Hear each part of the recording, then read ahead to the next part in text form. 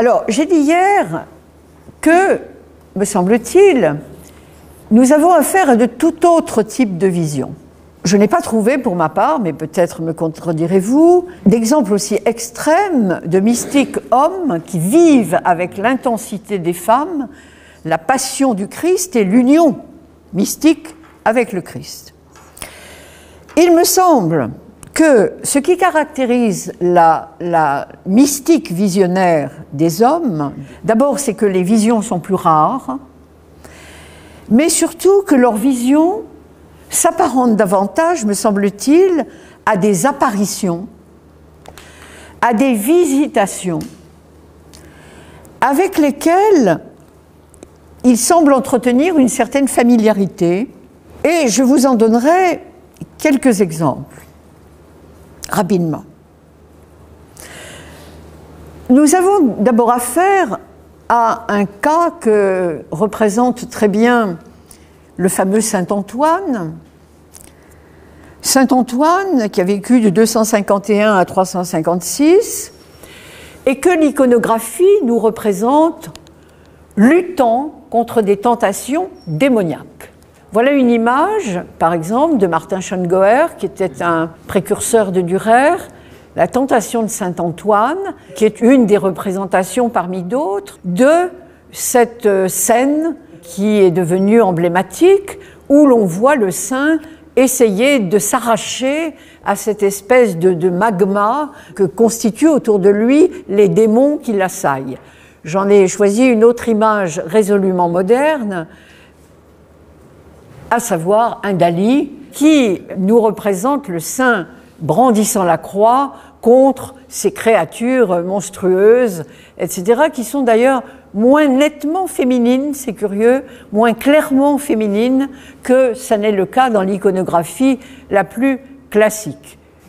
En tout cas, ce que je veux simplement dire à travers cet exemple, c'est que Saint Antoine, entre autres, et la plupart de ceux qu'on appelle les pères du désert, les pères neptiques, eh bien, disent avoir été la proie de tentations démoniaques assorties de visions. Qu'est-ce qu'ils voyaient ? Si vous lisez la littérature, cette littérature magnifique des pères du désert, vous verrez qu'ils sont, dans leurs cellules, confrontés à des figures féminines, bien sûr, qu'ils voient, qui sont là, enjôleuses, etc., et qui viennent les tenter. Par conséquent, la vision, ici, c'est une vision clairement démoniaque. Il n'y a pas de doute. Elle se présente comme telle. Simplement, c'est à celui qui l'a d'y résister. Et c'est pour cela que toutes les représentations de Saint Antoine vous montrent le combat héroïque, n'est-ce pas, du saint contre ces horribles créatures qui sont là pour venir le faire chuter et lui faire rompre ses vœux. Bon, voilà un cas, je l'ai intégré parce que tout de même, c'est un cas très particulier.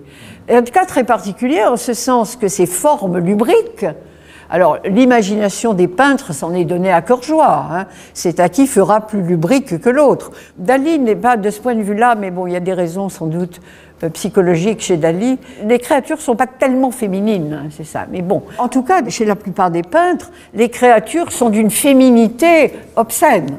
Oui.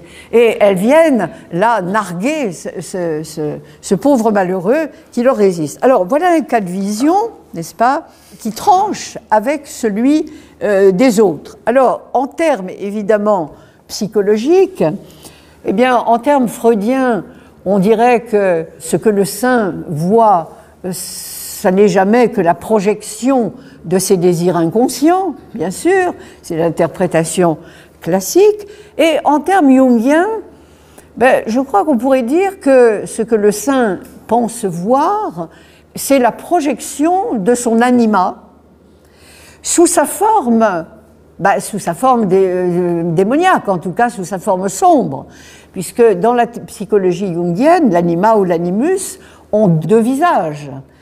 Ils ont un visage sombre, un visage obscur, un visage chtonien et puis un visage lumineux.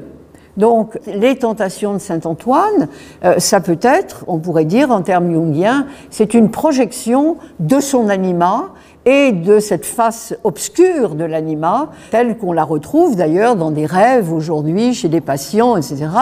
La question de la tentation à travers la figure de l'animus ou de l'anima est une question tout à fait contemporaine.